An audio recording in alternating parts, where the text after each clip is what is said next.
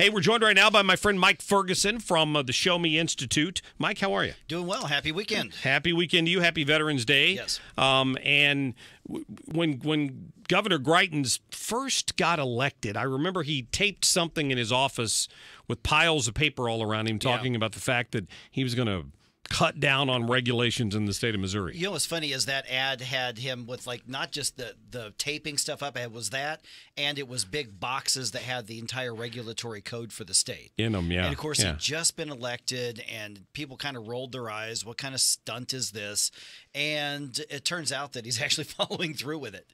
It's called the No Mo Red Tape program. It's actually kind of cool. We're doing a series of presentations around the state. Springfield the other day, here in St. Louis just yesterday actually, and we're going to be in a couple other cities. And we've got the representative from the governor's office who is a part of the No Mo Red Tape team. And what they're doing is they are tasking every single state department with going through every line of their regulatory code, right, and identifying regulations that need to be eliminated. They're outdated, they're too restrictive, they don't serve their purpose, they were special interest.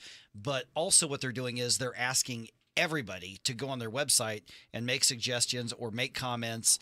No, wait a minute, this regulation does serve a purpose, don't get rid of it. Or are you crazy? This thing needs to go. And they told a story of a car dealer who sent a Facebook message on the governor's page, right, and said, I own a car dealership. I lose $1,500 a year because I am required to have a landline phone. And I don't use a landline phone.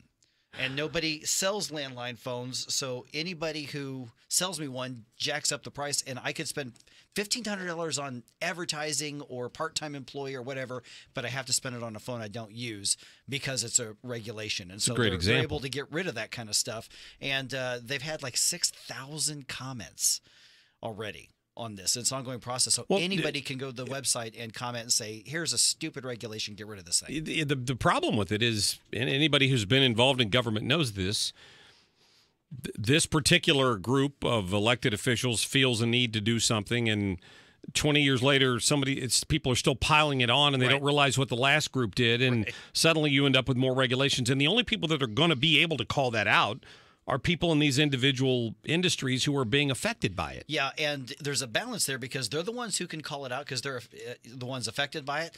They're also the ones who sometimes are wanted them in place because it keeps the competition out. Right. So, a lot of the younger blood and entrepreneurs are saying, I'd love to get in that business, but I've got all these regulations I have to deal with. Or I want to get that particular line of work, but these licensing restrictions are ridiculous. They're stupid. It reminds me of the ridiculous fight that's going on, I believe, in court now over the hair braiding, African hair braiding, right? I was at the federal court when they appealed it.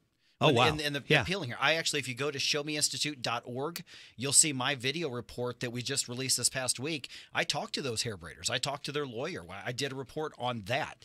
It's absolutely crazy. I've got a weirder example, though, if you got a minute. Yeah, go ahead. Okay, so I'm doing radio in Columbia. And I'm the afternoon drive guy there on the station that's just like this in Columbia. And a guy calls me up, and he's a fan of the show. He loves the show, but he owns a bar, and he's got it.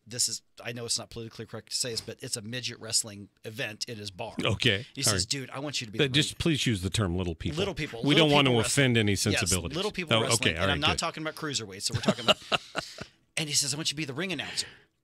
And I'm thinking, well, yeah, why would I even think twice about this?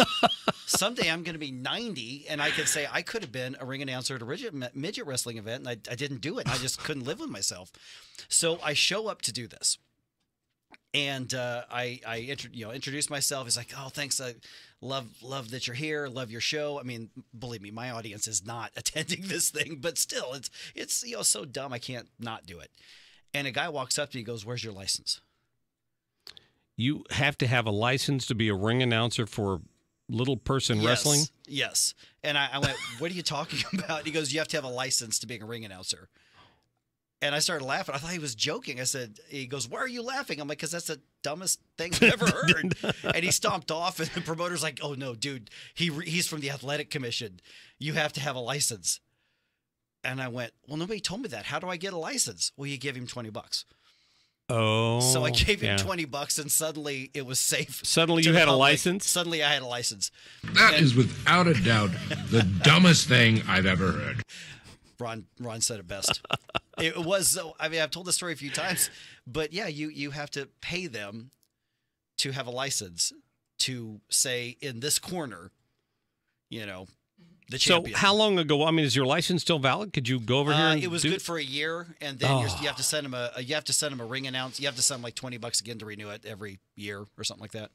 So yeah, it's funny because you look at the Athletic Commission's website, you actually see the people who are licensed and where they live, and it was funny because I guess just alphabetic, because there's not a lot of us professional ring announcers. I would guess this is an probably in-demand not. field. Yeah. But it was when you look down there, alphabetically it went Michael Buffer and me. And then there was like 5 or 6 or 7 other people. So I'm in the same league as, Michael Buffer or whatever. I read one time that if you're a ring announcer, you're not allowed. I know we're way off subject here, but you're not allowed to get into the ring and use the "Are you ready to?" Because that guy will sue you if you do that. He's copyrighted it. Yeah, that's unbeliable. Yeah, well, it's in the movies. They use it in the movies, and yeah, it's so that's one thing you couldn't use. So how did you introduce these folks? Oh, you remember? Did you get a drum roll? They gave me a little script for each of these guys. It was quite a night. Believe me. I've got to dig out that picture and show it to you. It's absolutely hilarious. Have you heard from any of them? Like, did they accuse you of harassment or anything? No harassment. Because you didn't touch them, right? You promised you didn't touch them. I promise I did not touch them. I That's didn't a good drop thing. trout even after asking. Nothing like that. I was a perfect gentleman to these wrestlers. You can't be too careful these days because those things can come back to haunt you. No. You know what I'm saying? No, that shows how crazy the regulations get on these things. Right. And that was actually a Missouri state regulation? I think it still is. I mean, I could see regulating a wrestling event to make sure that there are pads on the steel bars so nobody cracks their skull open. But the wrestlers, in a sport where you could bleed, they have to have a health screening or something like that. But for the person doing the announcing, right. Well, hopefully the governor has addressed that already. Did you bring it up to him? No, I have not. Next time he's in here, I'm bringing that up. Absolutely. But Mike, thank you, buddy. You bet. It's nomoredtape.something on the state's website. You can comment there. And you can go in and is there a link to that from Show Me, do you think? Yes. Yeah, yes, okay. So go to the Show Me Institute website, to showme.org and showmeinstitute.org and look at their story on it, and then there'll be a link in there that can take you if you're in an industry where you think it's ridiculous and what they're my requiring. videos there about the hair braiders. Yeah. All right, Mike, thank you. You got it. Anytime. Appreciate that. All right.